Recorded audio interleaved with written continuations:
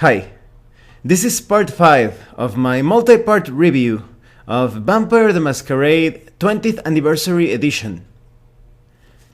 I'm going to start talking about the clans. In this particular occasion, I'm going to focus on the Assamite, the Bruja or Bruja, because I've heard it pronounced in both ways, but I'm going to say Bruja because it sounds more elegant, and the followers of Set. Some of you that have played older editions of Vampire the Masquerade are going to notice some story or metaplot differences, because there have been some, I guess you could say, a retcon of certain aspects of the storyline. And here in the Assamites, you will see one of those changes. Let's start with the Assamites. I really like both the newer and the older illustrations of the Assamite. They both look quite dangerous, mysterious, and perhaps sexy. The newer one is in full color. All of the newer illustrations are in full color, so it's really nice. Although in later parts I will talk about some of the illustrations that I dislike quite a bit. But in the case of the Assamite, I think both illustrations look great. The Assamite are also known as the Childer of Hakim. They have that stereotype to them that they are like a knife in the dark. They are assassins, they are sneaky, they are bloodthirsty. So they seem like a sect of assassins. And because they are independent, they bow to no one, but they hire themselves to almost anyone who can pay whatever they are asking for as payment. And they are quite effective at what they do. Usually the mark doesn't notice that he or she is being targeted by an Assamite until it's too late. The Assamites aren't just killers for hire. They also follow certain philosophies based on wisdom, sorcery, and diablerie. Their main objective is to get closer to Hakim, and they see that the fastest route to this is to take the blood from more powerful, older vampires. However, long ago, and this is one of the differences with other editions, the Assamites were brought to heal by a powerful curse of the Tremere. This is one of the reasons why the Camarilla accepts the Tremere with them, because of their knowledge of sorcery that is quite advanced. They come really handy in when trying to deal with problematic clans. And in the case of the Assamites, well, because they were constantly engaging in diablerie, draining other vampires of their blood and becoming more powerful, they became predators amongst vampires. So with the Tremere curse, this was somewhat solved, and we will talk about that curse in further detail in a few minutes. But it's basically, the Assamites cannot drink the blood of other vampires. Well, they can, but they suffer tremendous pain. It starts to kill them. It almost, I guess you could say it's like drinking acid. So the Assamites need to refine this blood into alchemical solutions, but it's still quite of an elaborate and sometimes difficult process. So this makes it quite difficult for the Assamite to be diablerizing everyone around him or her. And so this is actually a positive thing concerning gameplay, because that way you could have an Assamite in the coterie or group, and he wouldn't be completely focused on drinking the blood of his comrades or allies. The sect, as I was telling you, is quite independent, and their appearance can vary, although there is that stereotype that they have more like an appearance of Middle Eastern or North African type of individual. They have cells and groups in different parts of the world, so they could look like pretty much anyone, even the most, I guess you could say, unlikely cultures. And they share communal havens with others like them, and they have that Assassin's Guild feel to them. Even though they have a ruling force or chief, they are divided in cells, and there is a strict hierarchy that other clans do not have. Once a human is embraced into the clan of the Assamite, they are focused completely on getting closer to Hakim, and they consider those that do not follow this particular path as sort of like heretics. And so they come from different backgrounds, but you could say that they value social and physical attributes above all. They also value intellect and knowledge, but because their social talents can allow them to infiltrate into different societies, some quite oftentimes unnoticed, they also need physical abilities to carry out assassinations. So their clan disciplines, which are celerity, obfuscate, and quietus, have to do with moving fast and stealthy, and being deadly when fighting, taking their opponent by surprise. Later on, in this multi-part review, I will talk about disciplines a bit more. And as I was telling you, because of the Tremere blood curse, when Assamites consume the blood of other kindred, they suffer one automatic level of unsoakable lethal damage per blood point in Vivid. So it's not easy, and generally not something that the Assamites can do as a general practice.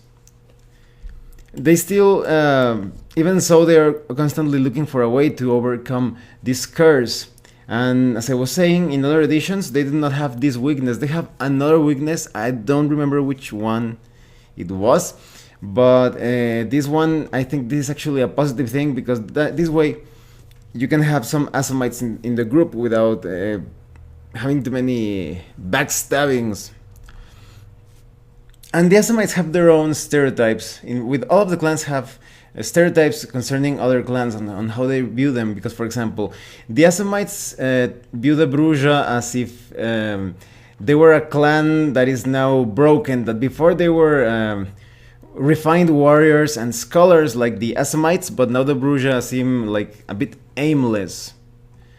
And they have other stereotypes because, for example, they consider the Ventru to be quite decadent, long gone nobility.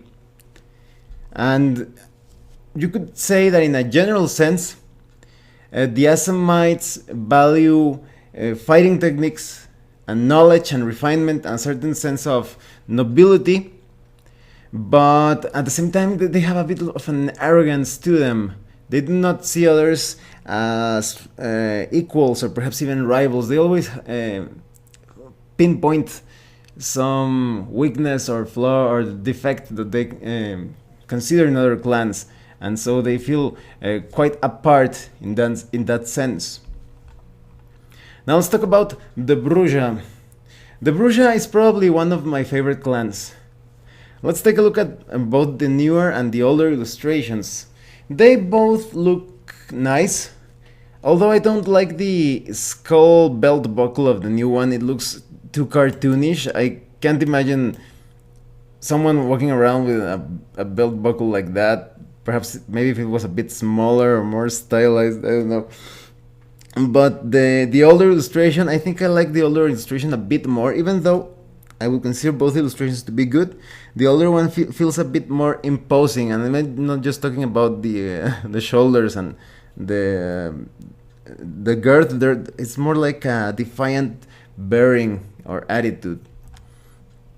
So the Bruja feel a bit like fallen kings. The Bruja were once I guess you could say, the creators and protectors of a certain philosopher king lifestyle in Carthage. But there is this Bruja grudge that the Ventru, through treachery and by guiding Romans, they destroyed the utopia that was Carthage for the Bruja. It was a society where vampires and kindred coexisted, even though they were still vampires, are still predators, and kindred were like prey or cattle, they had a certain agreement or peace, and they think that the Ventru were jealous of this condition. They ruined the Bruja dream of kind and kindred coexisting as a sort of like peaceful agreement between predator and prey. So the Bruja since then have fallen into decadence. When once they were quite wise and as I was telling you, very effective warrior kings of that were knowledgeable in many things. And nowadays there is a certain stereotype of modern Bruja being rebels and hoodlums and perhaps anything that you can imagine, thugs that it doesn't really think too much about their actions or the future or long-term effects. So they still have that stereotype upon them. That is not to say that there aren't Bruja who are more intellectually inclined, but they are rare. And there is a secret behind the Bruja. Later on, when I talk about the bloodlines, you will see some information about the true Bruja. So that's going to be quite exciting when we get to talk about those. The Bruja still feel quite passionate. You could say that they feel a bit more mortal or human than other vampires because they are quick to take up causes. So the Bruja are quite direct and outspoken. They like to carry out discussions and arguments, but at the same time they also like to use violence to accentuate or illustrate their points better. And the Bruja have always been agitators within the Camarilla. And some say that the only reason they stay in the Camarilla is because they have a structure to rage against.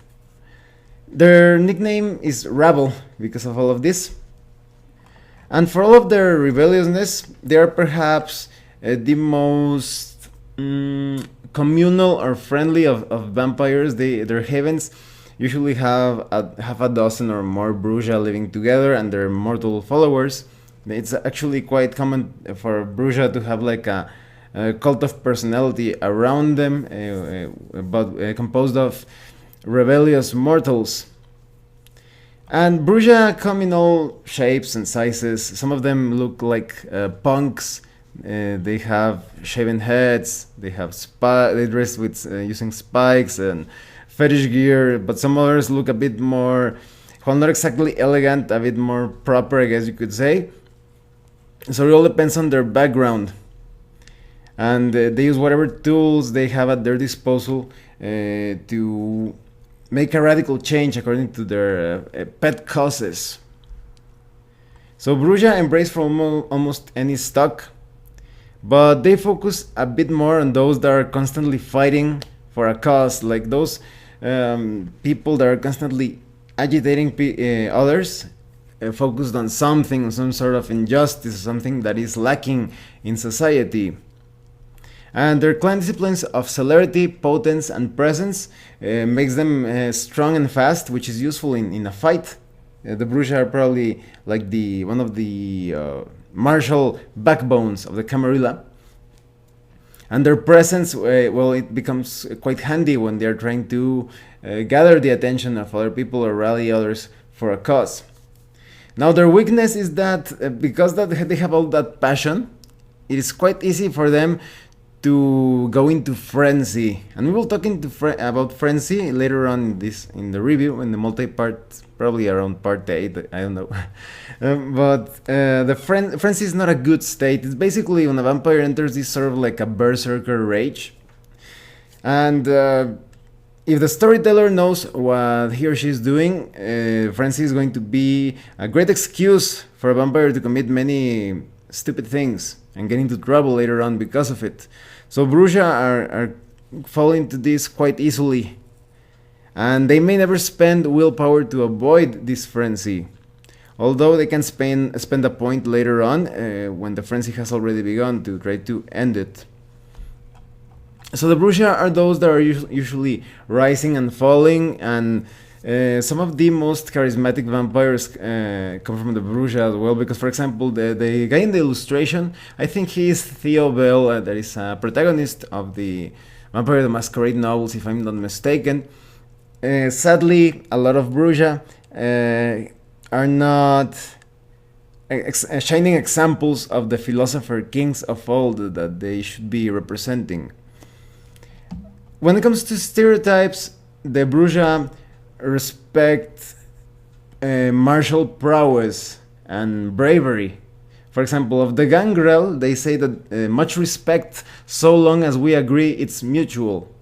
And they usually smirk or frown upon those that are anachronistic or antiquated, or perhaps you could say nobles that do not want to get their hands dirty. So, for example, of the Simitsi, they say they are nasty old bats with claws where their junk used to be, but at least they're usually honest. So they have that opinion of the Simitsi because the Simitsi also have that nobility to them. But because the Simitsi are also quite effective in combat because of their disciplines, flesh crafting and all of that, the Bruja respect them. So the Bruja in general are probably some of the most friendly, I guess you could say, in the world of darkness.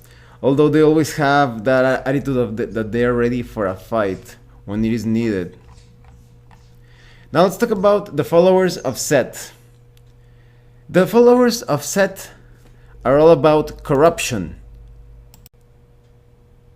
It's quite easy for them to pinpoint when a vampire is desperate, when a vampire is, or even a mortal, is searching for something that seems almost impossible to have or to attain, and they provide it for a price. So they have that aura of being like pimps or pushers or priests. And this is because the followers of Set are quite religious at their core. They have this Egyptian cult trying to bring Set back into the world. They say that Set is a being of great power. Some of them say that he's probably of the second generation of vampires. So they have this flavor or theme of being some sort of hermetic organization, worshipping this Egyptian lord of the underworld. That could be compared perhaps to the Greek Hydra typhoon as well. So the followers of Set, to a lot of kindred, they feel like devils trying to make a deal. And the sad thing is that they're actually quite resourceful. So they can probably provide what you are looking for, but you have to think about that price, if it is actually worth it. They are somewhat similar to the Assamites in that they feel like a very close and secretive sect. And when it comes to embracing, even though most of them look North African, they expand their territories. They also have different temples throughout the world. So it's not uncommon to see perhaps a Setite of Mediterranean blood or appearance. And their havens all look like temples or churches where they carry out their rites to further the objective of bringing Set back into the world.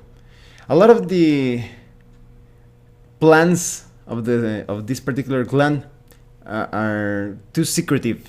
It's almost impossible to know exactly what they want to accomplish in the long run or how they want to carry out Set's will. So they value social and mental attributes quite a bit when they are embracing humans or getting humans into the clan. Although most of the time they already have cults of mortals or humans that have been bred to become part of the followers of Set clan. And their disciplines of obfuscate, presence, and serpentis also have to do with this of convincing others, of getting them into a deal. Because with presence they can call the attention or just make others get into deals that they wouldn't get into otherwise, it's all about charisma and a certain manipulation. But because of Obfuscate and Serpentis, the followers of Set are quite lethal in confrontations, at least when they are not direct, because this allows them to be quite stealthy and to use many supernatural abilities related to snakes in their attacks. Some of them, for example, with the Discipline of Serpentis, they can shoot out their tongue quite long as a very powerful, lethal, and surreal whip. And because they are so related to Set and serpents, they suffer quite a bit of damage when exposed to sunlight. Sunlight is deadly to pretty much all of the vampires, but Setites suffer twice the damage from it. So you have these followers of Set that have their different temples and bases of operations spread out through the entire world, and they're always ready to provide the right service in the jihad for a price that will usually benefit the follower of Set more than their clients. When it comes to the stereotypes that they have of other clans, they usually are wary of the occult capabilities of other clans, but they also they are ready for alliances as long as it benefits the followers of Set, because, for example, of the Tremere, they say 1 in 100 realizes what we might do together, the rest are up their own asses. And of the Malkavian, which are quite insane, they say they make excellent allies because no one pays attention to them, and by the time they are due their share, all they can do is gibber. So most of all, they respect those clans who are more on the occult or sorcerous side of things, and the rest of them, they view them as opportunities to exploit. Now, before I end this part of this multi-part review, I'm just going to give you my general opinion on these three clans. The Asamites are great because they are so deceptive and lethal that you can fit them in almost any type of campaign, especially any campaign that you want to add an interesting plot twist.